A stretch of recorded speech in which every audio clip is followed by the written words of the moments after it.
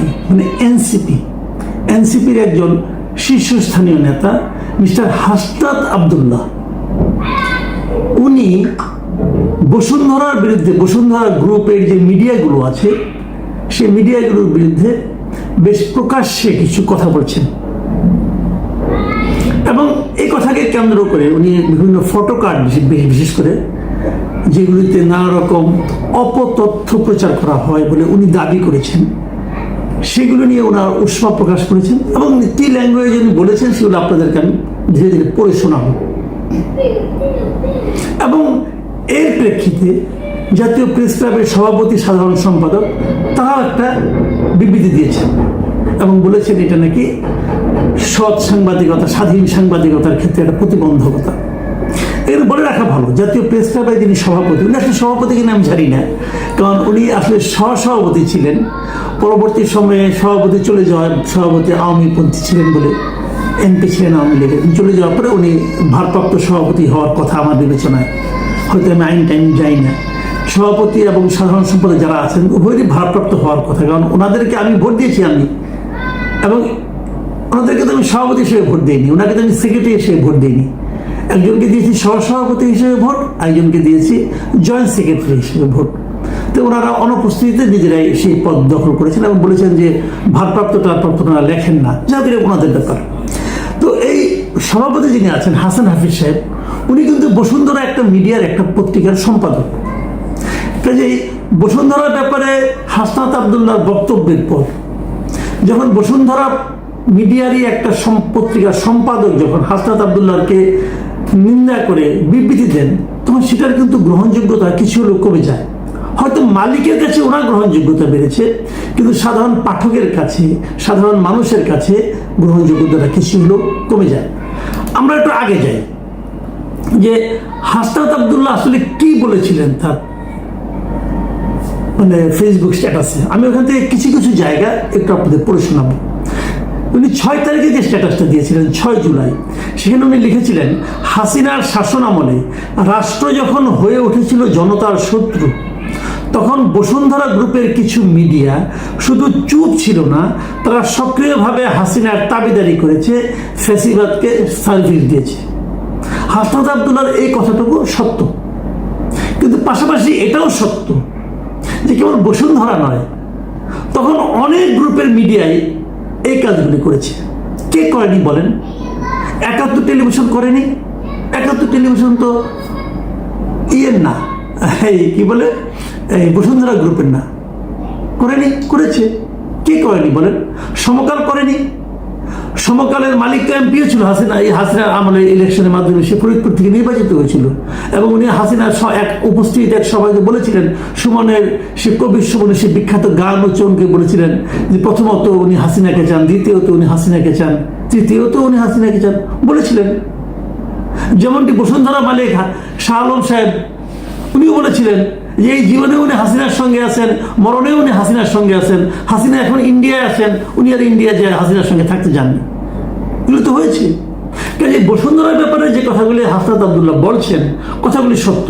এই কথাগুলি আরো অনেকের জন্য সত্য, মানে 2-1 জনের জন্য না, বেশিরভাগ মিডিয়ার জন্য সত্য। এখন ওই যে সেই মিডিয়াগুলোর শীর্ষ পদে বিএনপির কেউ যে জবরদখল করে বসে থাকে, অথবা যদি মিডিয়া মালিকরা বিএনপির লোকটাকে দাওয়াত করে নিয়ে গিয়ে শীর্ষ পদে বসিয়ে থাকেন, তাহলে কি মিডিয়ার ক্যারেক্টার চেঞ্জ হয়ে গেল? একই তো মালিক আছে, ওই মালিকই চালাচ্ছে। বলুন কোনটা নাই? সব মিডিয়ায় আছে এখনো, এবং সব মিডিয়ার মাথায় একজন করে বিএনপি অথবা জামাতের লোক যে বসে পড়েছে। তা হাসনাত আব্দুল্লাহ সাহেব যখন বলছেন, তো অন্যগুলি নিয়েও বলেন। এখন ওইটা আপনার বিরুদ্ধে কিছু লিখেছে, অতএব তার ব্যাপারে আপনি বলছেন, এটা একটু একপেশে হয়ে গেল। তবুও আমি হাসনাত আব্দুল্লাহ সাহেবের উপর হ্যাপি এই কারণে যে এই সমস্তগুলোর শিরোমণি কিন্তু বসুন্ধরা গ্রুপ। এটা কিন্তু সত্য, কারণ বসুন্ধরার হাতে অনেকগুলি মিডিয়া, প্রায় 7-8টা মিডিয়া বসুন্ধরা নিজের মালিকানাধীন, প্রত্যক্ষ মালিকানাধীন। এর বাইরে আরো প্রায় 15-20টা মিডিয়া আছে যেগুলো বসুন্ধরার সঙ্গে সম্পর্কিত। ওরা কোনো না কোনোভাবে বসুন্ধরার দ্বারা প্রভাবিত।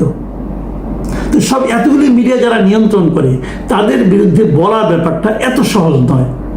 কিন্তু হাসনাত আব্দুল্লাহ সাহেবের বরাবরই একটু দুঃসাহসী বলে আমার কাছে মনে হয়েছে, এবং সেই সাহসটা উনি দেখিয়েছেন। তিনি আরো কি বলেছিলেন, একই কায়দা, মানে তারা স্বৈরাচার পতনের বহুদিন পরেও তারা থেমে যায়নি, একই কায়দায় আবারও কলম ধরেছে, ক্যামেরা চালু করেছে। জাতীয় নাগরিক পার্টির বিরুদ্ধে, নাগরিক পার্টির সদস্যদের বিরুদ্ধে যে কুৎসা রটানো তারা শুরু করেছে, তা কোনো বিচ্ছিন্ন ঘটনা নয়। এটা এক চেনা স্ট্র্যাটেজি, উদ্দেশ্য স্পষ্ট। যারা পরিবর্তন আনতে চায় তাদের বিরুদ্ধে মিথ্যা ছড়িয়ে কর্পোরেট স্বার্থ রক্ষা করা। হাসনাত আব্দুল্লাহ সাহেবের এই কথাটাও যে একদম অসত্য আমি তা মনে করি, এটাও আমার কাছে গ্রহণযোগ্য মনে হয়। আমার খালি একটাই কথা, এই জিনিসটা উপলব্ধি করতে হাসনাত আব্দুল্লাহ সাহেবের 10 মাস 11 মাস সময় লেগে গেল। এটা ওরা আগে বুঝেননি, এবং বলা তো হয়ে থাকে হাসনাত আব্দুল্লাহ সাহেবদের এই দল তারা বসুন্ধরার থেকে প্রচুর অর্থ সাহায্য পেয়েছেন। সেগুলো যে অসত্য সেটা তো ওনারা এখন পর্যন্ত প্রমাণ করতে পারেননি। আমরা বলেছিলাম যে আপনার টাকা পয়সা কোথা থেকে পাচ্ছেন তার একটা হিসাব দেন, ওনারা কিন্তু দেননি। পরে ওনারা ওনাদের তহবিল সংগ্রহের একটা পদ্ধতি বের করেছেন, এটা আমার কাছে পছন্দ হয়েছে, আমি তার প্রশংসাও করেছি। স্ট্যাটাসে উনি আরেক জায়গায় বলেছেন, যখন বড় কর্পোরেট মিডিয়া ভুল তথ্য ছড়িয়ে জনমতকে বিষিয়ে তোলে, অপিনিয়ন ম্যানুফ্যাকচার করার চেষ্টা করে, তখন ক্ষতি শুধু একটি দলের নয়, ক্ষতি গোটা গণতন্ত্রের। এটার সঙ্গে আমি একমত। দীর্ঘদিন ধরে আমাদের মিডিয়াগুলো এভাবে গণতন্ত্রের জন আকাঙ্ক্ষা ক্ষতি করে চলছে, দীর্ঘদিন ধরে চলছে। হাসনাত আব্দুল্লাহ শেষ দিকে এসে বলেছেন, আমরা ডকুমেন্ট করছি প্রতিটি মিথ্যা, প্রতিটি অপপ্রচার, প্রতিটি সাংবাদিকতার নামে অন্যায় আমরা ডকুমেন্ট করছি। মানে ওনারা হিসেব রাখছেন, এটা ভালো, সবারই হিসাব রাখা উচিত। আপনারা এনসিপি কি করছেন, এনসিপি লিডাররা কি করছেন, কার বিরুদ্ধে কি কি অভিযোগ, এটা কিন্তু সাধারণ মানুষ ডকুমেন্ট করে রাখছে। কাজে সময় মতো এগুলো বেরোবে, কোনো সমস্যা নাই। সবটাই আমি মনে করি গণতান্ত্রিক অধিকার। আপনারা ডকুমেন্ট করছেন, এটাও ভালো, কিন্তু আপনার এই বক্তব্যের মধ্যে আমি যেন কেন একটু যেন হুমকির একটা সুর পাচ্ছি, অথবা ব্ল্যাকমেইলিং। আপনারা কি কিছু বিনিময়ে কিছু চাচ্ছেন, অথবা হঠাৎ করে আপনি খেপলেন কেন, কিছু চেয়ে কি পাননি, এটাও হতে পারে। সেই বিষয়গুলো কিন্তু আমরা জানতে চাই। উনি ওনার স্ট্যাটাসটা 6 তারিখের স্ট্যাটাসটা শেষ করেছেন এভাবে, আপনারা জনগণের ঊর্ধ্বে নন, আর সত্যের ঊর্ধ্বে তো ননই। এটা অতি উত্তম। সবাই, কেউ জনগণের ঊর্ধ্বে নয়, কোনো পলিটিক্যাল পার্টিও জনগণের ঊর্ধ্বে নয়, কোনো পলিটিক্যাল পার্টির লিডারও জনগণের ঊর্ধ্বে নয়। জনগণ হিসেবে এটা আমরা বলতে চাই। হাসনাত আব্দুল্লাহ এরপর জাস্ট গতকাল 8 তারিখে আরেকটা স্ট্যাটাস দিয়েছেন, সেটাও আমি একটু পড়ব। উনি বলার চেষ্টা করেছেন যে ওনারা কোনো কর্পোরেট মিডিয়ার আশীর্বাদ দিয়ে রাজনীতি করেন না। ভালো, এটা শুনে আমার ভালো লাগলো। এবং উনি আরেকটা কথা বলেছেন, সম্প্রতি কিছু সংগঠন বসুন্ধরা গ্রুপের মিডিয়া অপারেশনের পক্ষে বিবৃতি দিয়েছেন। এই সংগঠনগুলোর একটি বড় অংশ অতীতে ফ্যাসিবাদী শাসনের সুবিধাভোগী ছিল। আরেক জায়গায় নিয়েছিলেন, তারা এখন আবারও তেমন একটা ব্যবস্থা কায়েম করতে মরিয়া হয়ে উঠেছে। আমরা এটা হতে দেব না, কোনোভাবে আমাদেরকে চুপ করানো যাবে না।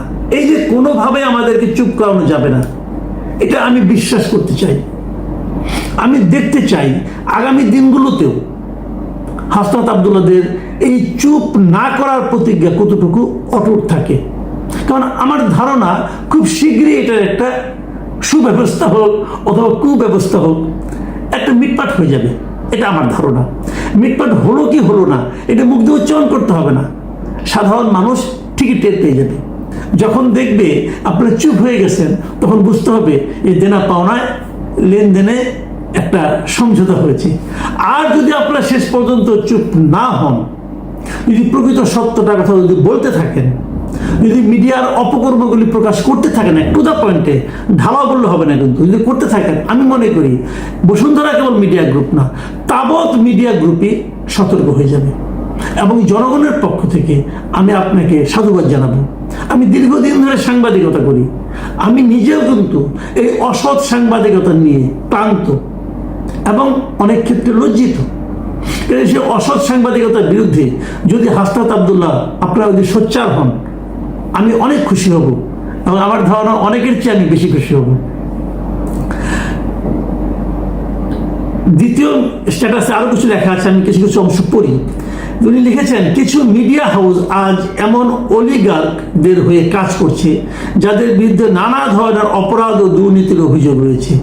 সত্য কথা কিন্তু একদম একদম সত্য কথা। এবং তিনি লিখেছেন, মিডিয়াকে ব্যবহার করা হয়েছে এইসব অপরাধের শিল্ড হিসাবে, আর ক্ষমতায় কে থাকবে সেটা পেছন থেকে নির্ধারণ করতে।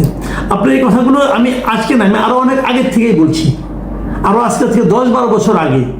এখন এই ঢাকা রিপোর্টার্স ইউনিটির একটা ম্যাগাজিন আছে, সেই ম্যাগাজিনে আমি কিন্তু নিজে একটা আর্টিকেল লিখলাম, যে আর্টিকেলের প্রথম লাইনটাই ছিল যে একসময় জমিদাররা তাদের সম্পদ রক্ষার জন্য লাঠিয়ার ব্যবহার করত, আর এখনকার দিনে ব্যবসায়িক গোষ্ঠীগুলো তাদের সম্পদ এবং তাদের ব্যবসা বাণিজ্য রক্ষার জন্য সাংবাদিক পালে। এই কথাটা আমি লিখেছিলাম, আপনার সঙ্গে এই কথাটা মিলে গেছে বলে আমার ভালো লাগছে, এবং সেটা বলার কারণে আমার একাধিক চাকরিও গেছে, কোনো সমস্যা নেই।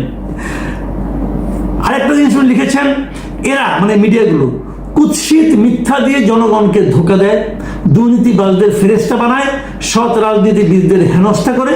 এই মিডিয়া প্রতিষ্ঠানগুলোর সিনিয়র সাংবাদিকরা পা চাটতে চাটতে সাংবাদিকতা ভুলে গেছে, সত্য প্রকাশের পরিবর্তে হয়ে গেছে মিথ্যার আধার। প্রিয় দর্শক, আপনারা এই কথাগুলো শুনে রাখুন। হাসনাত আব্দুল্লাহর এই কথাগুলোর মধ্যে কিন্তু আপনি কোনো ভুল পাবেন না, আমি আমার অভিজ্ঞতা থেকে বলছি। এই শেষে যে কথাগুলি বললাম একদম সত্য কথা। তাই হয়েছে আমাদের দেশে, যাদেরকে সিনিয়র হিসেবে দেখেন, খুব বড় সাংবাদিক হিসেবে জানেন, তাদের কর্মকাণ্ড দিয়ে একটু তাকালিয়ে আপনি দেখবেন এই কথাগুলোর সত্যতা কতটুকু আছে। উনি আরো অনেক কিছু লিখেছেন, এমনি বড় হয়ে গেছে, আর বড় করতে চাই না। আমি কেবল এই কথাটুকুই বলতে চাই যে হাসনাত আব্দুল্লাহদের উনি যে ভাষায় যে ভঙ্গিতে প্রতিবাদটা করেছেন, এই প্রতিবাদটা অব্যাহত থাকুক। আমরা সৎ সাংবাদিক চাই, আমরা এমন সাংবাদিক চাই না যার কারণে সাংবাদিক হিসেবে আমাকে লজ্জা পেতে হয়। আমি যে কথাটা বলে শেষ করব, আমি যদি বসুন্ধরা গ্রুপের কথাই বলি, বসুন্ধরা গ্রুপ, আমি আরো অনেক গ্রুপের কথা বলতে পারি, সবাই আছে, তো বসুন্ধরা গ্রুপ যেহেতু সবচেয়ে বড় সংগঠন প্রতিষ্ঠান, তাই তাদের কথাই বলি। তারা যেমন আগের সরকারের আমলে সেই সরকারের সুবিধাভোগী ছিল। এখানে একটা কথা বলে রাখা উচিত, সরকার, আগের সরকার যেটা ছিল, সেই সরকারের যে ক্যারেক্টার ছিল, সেই সরকারের সঙ্গে বিরোধিতা করে কোনো গ্রুপ কি আসলে টিকতে পারত? এটা কিন্তু আপনাদের বিবেচনা করতে হবে। তারপরে আমি বলবো, ওনারা যেভাবে প্রকাশ্যে চামচামি করেছে, তেল মেরেছেন, সেই গ্রুপকে রক্ষা করার জন্য এখন কি কোনো কোনো রাজনৈতিক দল তাদের লোক সেখানে পাঠাচ্ছেন না? এই বিষয়টা নিয়ে আলোচনা হওয়া উচিত। সাংবাদিক ইউনিয়নের নেতারা কি বসুন্ধরা গ্রুপে যে চাকরি করছেন না? করছেন তো। বিএনপি রাজনীতির সংশ্লিষ্ট ব্যক্তিরা কি বসুন্ধরায় যে চাকরি করছেন না? কেন করছেন? বসুন্ধরাকে সেই নিরাপত্তাটা দেওয়ার জন্য। আলটিমেটলি আমরা যারা সাধারণ পাঠক, সাধারণ জনগণ যারা আছি, তারা কিন্তু সেই একই জিনিস দেখছি, সরকার যাচ্ছে, সরকার আসছে, কিন্তু এই ধরনের ব্যবসায়ী গোষ্ঠীগুলো ঠিকই ঠিকই থাকছে মহাদাপটের সঙ্গে। প্রিয় দর্শক, গতকাল রাতে প্রধানমন্ত্রী জনাব তারেক রহমান জাতির উদ্দেশ্যে একটা ভাষণ দিয়েছেন। প্রধানমন্ত্রীর দায়িত্ব নেওয়ার পর জাতির উদ্দেশ্যে এটাই ওনার প্রথম ভাষণ। তার আগে উনি ক্যাবিনেট মিটিং করেছেন এবং উনি ওনার সরকার কি করতে চান তার একটা ধারণা দিয়েছেন, এবং জাতির উদ্দেশ্যে উনি যে ভাষণটা দিয়েছেন, এই পুরো ভাষণটা আমার মনে হয় যে আমাদের খুব মন দিয়ে একবার একটু দেখা উচিত। কারণ এটা দেখলেই আপনি বুঝতে পারবেন, কিছুটা একটা ধারণা করতে পারবেন যে ওনার মনে আসলে কি চলছে, উনি কি করতে চান। আমি প্রথমে ভাষণের প্রথম যে কথাটা আমার খুব গুরুত্বপূর্ণ মনে হয়েছে, সেখানে উনি বলেছেন যে বিএনপিকে যারা ভোট দিয়েছেন কিংবা দেননি, অথবা কাউকেই ভোট দেননি, এই সরকারের প্রতি আপনাদের সবার সমান অধিকার। দেখুন, এখানে 3টা ক্যাটাগরি করেছেন। 1 নম্বরে যারা ভোট দিয়েছেন বিএনপিকে, একটা ক্যাটাগরি। যারা দেননি মানে অন্য কাউকে দিয়েছেন, বিএনপির পরিবর্তে অন্য কাউকে দিয়েছেন। এনসিপিকে দিতে পারেন, জামাতকে দিতে পারেন, কোনো স্বতন্ত্র প্রার্থীকে দিতে পারেন, যে কাউকে, মানে অন্য কাউকে ভোট দিয়েছেন। আরেকটা হলো কাউকেই ভোট দেননি। কাউকে ভোট দেননি মানে কি? তার মানে তারা ভোট দিতেই যায়নি। যারা ভোট দেননি, একদম ধরেন 60% ভোট পড়েছে বলা হলো, তাহলে যে 40% লোক ভোট দিতে যাননি, তাদের ব্যাপারে উনি বলছেন এদের সবার এই সরকারের প্রতি, মানে ওনার সরকারের প্রতি সমান অধিকার। মানে যে বিএনপিকে ভোট দিয়েছে তার অধিকার কিন্তু যে ভোটই দেয় নাই, ভোট বর্জন করেছে, ভোট কেন্দ্রেই যায় নাই, তার অধিকারের চেয়ে বেশি নয়। একজন রাষ্ট্রনায়ক সুলভ বক্তব্য কিন্তু এটা। কারা ভোট দিতে যায় নাই? যারা যায়নি ভোট দিতে, তাদের মধ্যে অনেকেই কিন্তু, বেশিরভাগই আমি মনে করি তারা হলো আওয়ামী লীগের সমর্থক। তাহলে উনি বলতে চাচ্ছেন একজন বিএনপির সমর্থক অথবা বিএনপির কর্মী এই সরকারের উপর যতটুকু দাবি নিয়ে কথা বলতে পারবে, একজন আওয়ামী লীগের কর্মীও ততটুকু দাবি নিয়ে কথা বলতে পারবে। আমি মানে এই প্রথম এই ধরনের কথা বলতে শুনলাম কাউকে। শেখ হাসিনা আমরা দেখেছি এই ধরনের কথা বলার সাহস ওনার ছিল না। জনাব তারেক রহমান সাহেবের এই সাহসকে অথবা এই মনের যে ঔদার্য, এটাকে আমি মনে করি প্রশংসা করা উচিত। কেউ ভালো করলে প্রশংসা কেন করবেন না? করা উচিত। আপনি যে মত, যে পথেরই লোক হোক না কেন, উনি যে কথাটা বলেছেন এই ধরনের কথাই তো আমরা শুনতে চাই। কেউ যখন মন্ত্রী হবেন তিনি সবার মন্ত্রী হবেন। প্রধানমন্ত্রী যখন বলেন উনি সবার প্রধানমন্ত্রী, যার ওনার সঙ্গে যারা মন্ত্রী এবং প্রতিমন্ত্রী আছেন যে 49 জন, তাদেরকেও আমি বলবো আপনারা প্রধানমন্ত্রীকে ফলো করেন। উনি কি বললেন, কি উচ্চারণ করলেন, সেটাকে সমুন্নত রাখার চেষ্টা করেন। উনি কিন্তু বলেছেন যে এই সরকারের প্রতি তাদের সবার সমান দাবি। আমরাও আগামী দিনগুলোতে এটাকে একটু বিচার করে দেখতে চাই। আপনার কাছে একজন বিএনপির কর্মী গেলে পরে তার সঙ্গে আপনি কি আচরণ করছেন, আরেকজন নির্দলীয় লোক গেলে তার সঙ্গে আপনি কি আচরণ করছেন, অথবা যদি একজন আওয়ামী লীগের লোক আপনার কাছে যায় কোনো একটা ভ্যালিড একটা পয়েন্ট নিয়ে, তার কথাটাকে আপনি কীভাবে গ্রহণ করছেন, এটা কিন্তু আমরা জাতি হিসেবে বললে আমরা এটাকে খেয়াল করার চেষ্টা করব। উনি আরেকটা কথা বলেছেন, সে কথাটা হলো উনি কৃচ্ছ সাধনের জন্য, মানে অপচয় যেন আপনারা কম করেন। এবং এটা বলতে যে উনি বলেছেন যে অতিরিক্ত সুবিধাও আমরা নিতে চাই না। এবং এই অতিরিক্ত সুবিধা না নেওয়ার বিষয়টাকে উদাহরণ হিসেবে বলতে যে উনি বলেছেন যে বিএনপির যে সংসদীয় দলের যে প্রথম সভা হয়েছে, সেই সভায় ওনারা সিদ্ধান্ত নিয়েছেন যে কোনো এমপি সরকারি সুবিধা নিয়ে ট্যাক্স ফ্রি গাড়ি বা প্লট নেবেন না। এমপি হলে কিন্তু একটা প্লট পায়, এমপি হলে একটা ট্যাক্স ফ্রি গাড়ি পায়, এটা কিন্তু অনেক লোভনীয় একটা ব্যাপার কিন্তু। তো এইটা তারা কেউ নেবেন না বলে ঘোষণা দিয়েছেন। আমার কাছে এই ঘোষণাটাও ভালো লেগেছে। এবং আপনারা জানেন এর মধ্যে বিরোধী দল যেটা জামাতে ইসলাম, তারাও ঘোষণা দিয়েছে যে তারা কোনো ট্যাক্স ফ্রি গাড়ি নেবে না। অবশ্যই এনসিপি কোনো ঘোষণা দিয়েছে কিনা এখন আমার জানা নাই, তারা হয়তো নেবে অথবা নেবে না, আমি জানি না। আমি মনে করি এই ঘোষণা দেওয়ার তো কোনো দরকার নাই। আমি তারেক রহমান সাহেবকে অনুরোধ করব, সংসদের প্রথম অধিবেশনেই এই ট্যাক্স ফ্রি গাড়ি নেওয়ার যে প্রবণতা এবং যে নিয়মটা আছে, এই নিয়মটা বাতিল করে দেন, তাহলে নতুন করে কোনো ঘোষণা দেওয়া লাগে না। আপনারা বলে দেন যে একজন এমপি সরকারি যে কোনো সুযোগ সুবিধা পাওয়ার ক্ষেত্রে, প্লট অথবা ফ্ল্যাট অথবা গাড়ি পাওয়ার ক্ষেত্রে 10 জন সাধারণ মানুষ যে সুবিধা পায় তার চেয়ে কিছুই বেশি পাবে না, এরকম একটা নিয়ম করে দেন। তাহলে আর এর নতুন করে আলাদা করে জনে জনে প্রতিজ্ঞা করতে হবে না। একইভাবে আমি আপনাকে আরেকটা অনুরোধ করব, আমাদের ব্যাপারে একটু খবর নেন। একজন সচিব, একজন অতিরিক্ত সচিব অথবা একজন যুগ্ম সচিব, ওনারা নিয়ম অনুযায়ী কি পরিমাণ গাড়ির কি সুবিধা ভোগ করেন, তেলের কি সুবিধা ভোগ করেন, একটু খবর নেন। এবং অনেক সময় নিয়মের বাইরেও মানে ওনারা যে মন্ত্রণালয়ে আছেন সেই মন্ত্রণালয়ে যদি কোনো প্রজেক্ট থাকে, সেই প্রজেক্টের গাড়ি, পিডির গাড়ি কোথায় আসে একটু খবর নেন। একটু খবর নিলে সমাধানটা আপনার কাছে ইজি হয়ে যাবে। সমাধানের পথ নিয়ে আমি আলোচনা করছি, সমাধান আপনিই পাবেন, কিন্তু একটু খবর নেন যে তারা, আপনারা তো গাড়ি নিচ্ছেন না, এমপিরা গাড়ি নিচ্ছেন না, মন্ত্রীরা মানে সরকারের কাছে ট্যাক্স পেয়ে গাড়ি নিচ্ছেন না। আপনারা তো সরকারি গাড়ি পাবেন, সরকারি গাড়ি ওনারাও পান, কিন্তু ওনারা কীরকমভাবে পান, কি প্রক্রিয়ায় পান, একটু খবর নেন। এটাও একটা আমার অনুরোধ থাকলো যে কিচ্ছু যখন সাধন করবেনই তখন এভাবে একটু করেন। কারণ যদি 10টা টাকাও আপনি খরচ কমাতে পারেন, সেটাও কিন্তু এই দেশেরই লাভ, এই জাতিরই লাভ। উনি আরেকটা কথা বলেছেন, সেটা বলেছেন দেশের প্রতিটি সাংবিধানিক এবং সরকারি বেসরকারি প্রতিষ্ঠান চলবে বিধিবদ্ধ নিয়মে, নীতি নিয়মে। দলীয় কিংবা রাজনৈতিক প্রভাব প্রতিপত্তি অথবা জোর জবরদস্তি নয়। আইনের শাসনই হবে রাষ্ট্র পরিচালনার শেষ কথা।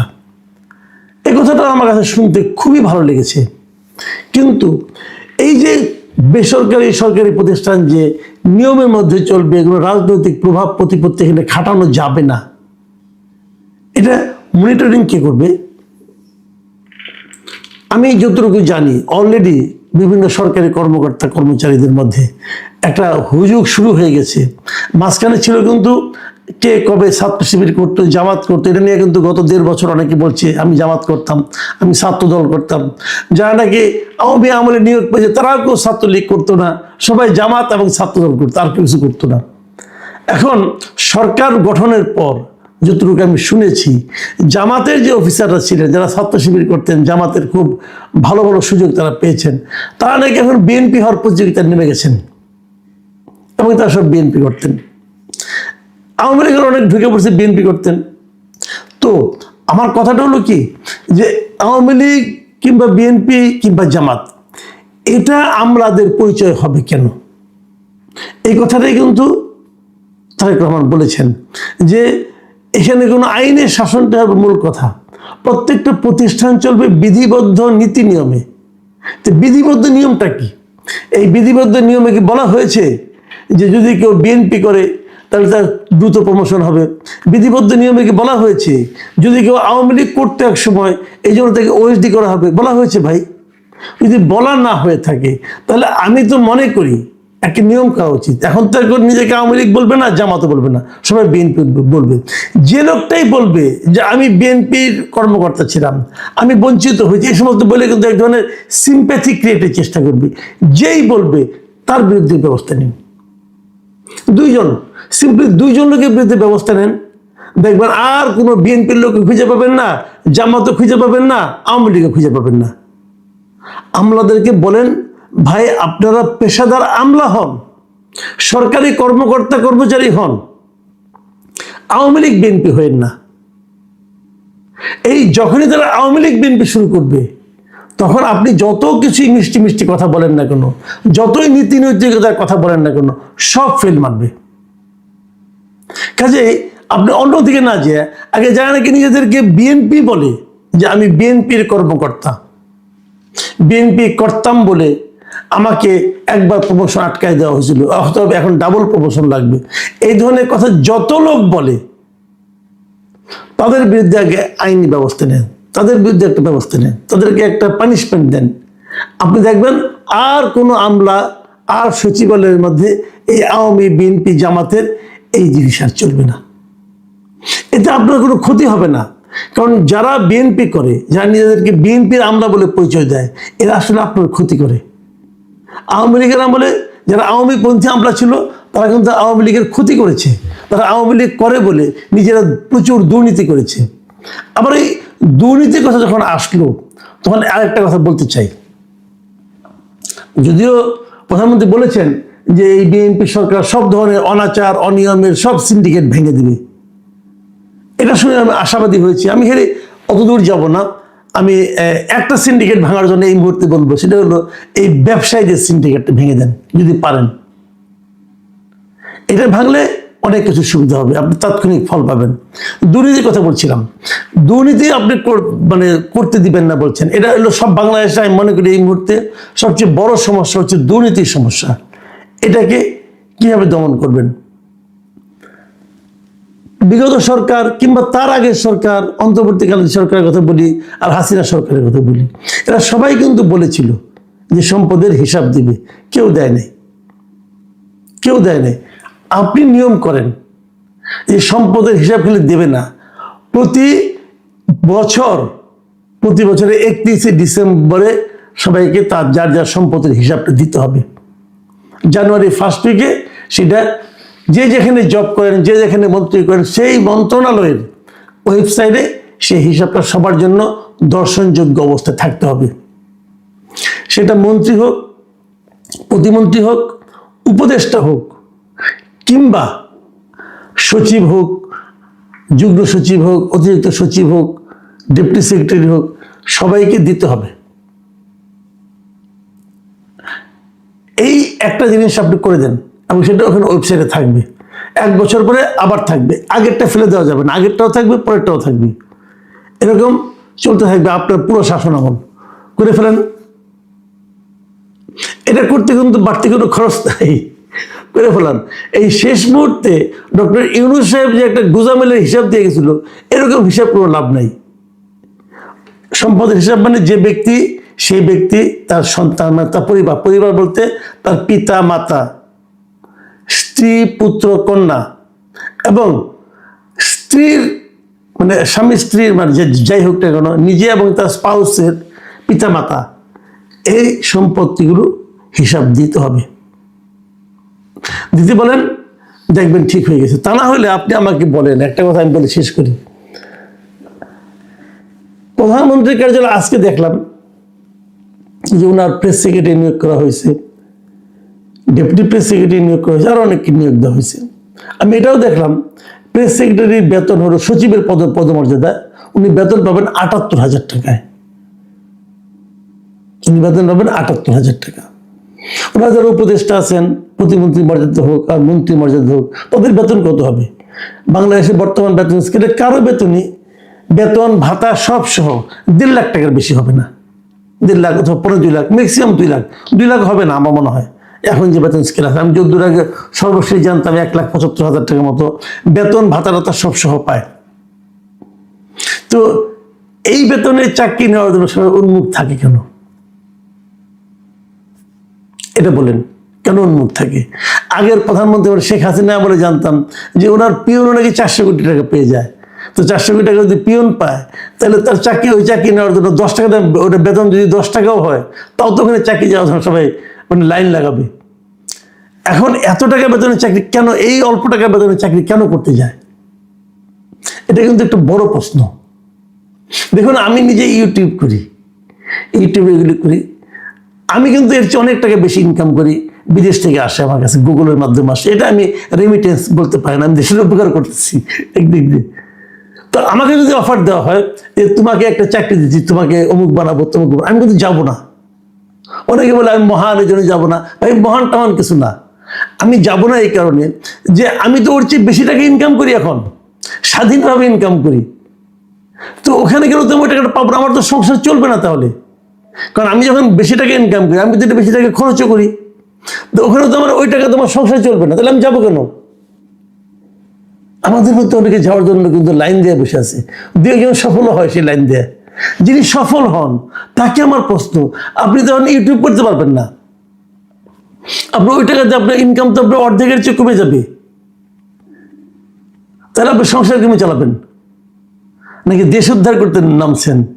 যদি দেশ উদ্ধার করতে নামেন, আপনাকে স্যালুট।